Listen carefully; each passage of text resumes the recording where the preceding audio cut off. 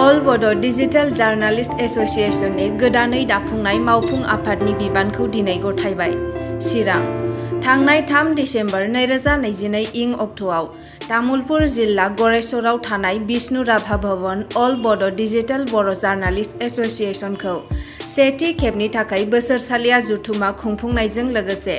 गोदान आफादखौ सिफायना मुस्रि हांगामा नार्जारिखौ गोदानै आफादगिरि आरो राकेश रामसियारिखौ गाहाय नेहाथारि बिबान होनानै अल बड' डिजिटेल बर' जार्नालिस्ट एस'सिएशन आफादखौ दाफुंना लानाय जादोंमोन। दिनै बेनिनो गोदानै बिबान रुजुननाय बिबानगिरि बिथांमोननो बिबान गथायनाय हाबाफारिखौ चिरां जिल्लानि सिङाव थानाय रुनिकाटायाव गोदानै लुफुंजाबाय थानाय खोन्दो जौगाखां मावख'नि नब्लाङाव जानानै थाङो।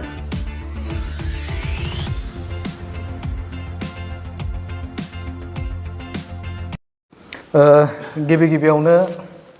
अल बड' डिजिटेल जार्नालिस्ट एस'सिएशननिफ्राय फैबाय थानाय क्रिसमास आरो इंराजि गोदान मायथाइनि गासैनिसिमबो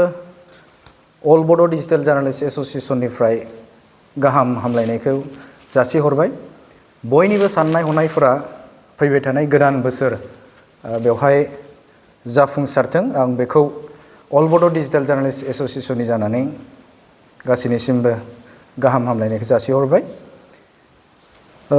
दिनै खौरां मेल खालामनायनि गुबै आयदायानो बेनो जाहैबाय थांनाय 3 दिसेम्बर 2022 इं मायथाइयाव गरेस्वराव जोङो अल बड' डिजिटेल जार्नालिस्ट एस'सिएशननि मोनसे बोसोरारि जे हाबाफारि, बे हाबाफारिया जानानै थाङो आरो बेखौ बै सानखालिनो जोङो गोदान आफादखौ सिफायनानै गोदान आफाद दाफुंनाय जों जादोंमोन आरो बे आफादनिनो दिनै चिरां जिल्लानि बेन्दोङाव थानाय रुनिकाटा नैबे गोदानै लुफुंजानाय जे ब्लक, बेवहाय जोङो मोनसे गोदान आफादनि बिबान होनाय जों हाबाफारि दिनै लानानै थांदों, थामहिनबा दिनै जालांबाय। दा बेखौ नोजोर बोनानैनो जे 2019 इं मायथाइयाव दाजानाय अल बड' डिजिटेल जार्नालिस्ट एस'सिएशनाव गासै मोन 14टा बर'नि गुबुन गुबुन चेनेलफोर, बे चेनेलफोरा खौसेयै लोगो नांनानै खामानि मावबाय थादों आरो बेखौ स्ट्रं भाबै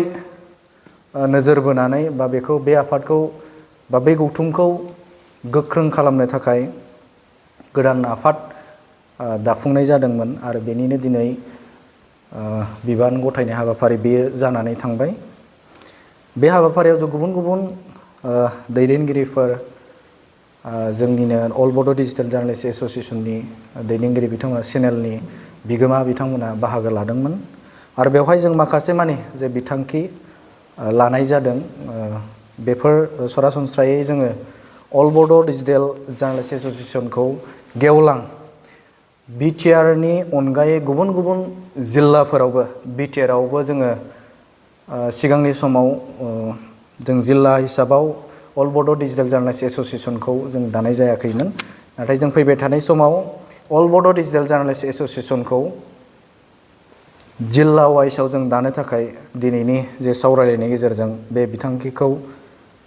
जोङो लानाय जादों। बेनि अनगायैबो जोंनि गौथुमखौ गोख्रों खालामनो थाखाय जोङो गुबुन गुबुन जों हाबाफारि जों दिनै लानाय जादों आरो बेनिनो गेजेराव जोङो अल बड' डिजिटेल जार्नालिस्ट एस'सिएशनखौ जों गोख्रोंसिन बेनि गौथुमनि जे मावथांखि आरो गौथुमखौ डिसिप्लिनाव लाखिनो थाखाय जोङो दिनै संबिजित दाफुंनो थाखाय बेहाय 6 सुबुंखौ जोङो सायख'नाय जादों फारियै। हांगामा नार्जारि, राकेश रामसियारि आं थाबाय, मनिल दैमारि बिथाङा थाहैबाय, राजिब बर' बिथाङा, रादाब बर' दं जोंहा बिथाङाबो दङ आरो राजिब बसुमतारी बिथांमोनखौ जोङो नैबे अल बड' डिजिटेल जार्नालिस्ट एस'सिएशननि जे संबिजित, गोख्रों मोनसे संबिजित दाफुंनो थाखाय बिथांमोनखौ जोङो दिनै सायख'नाय जादों आरो बिथांमोननि जे संबिजित माखासे नैबे गौथुमनि जे संबिजित बे दाफुंनायखौ बिथांमोना दागोन आरो बेखौ नायबिजिरनायनि गेजेरजों जों फैबाय थानाय समाव जों बेखौ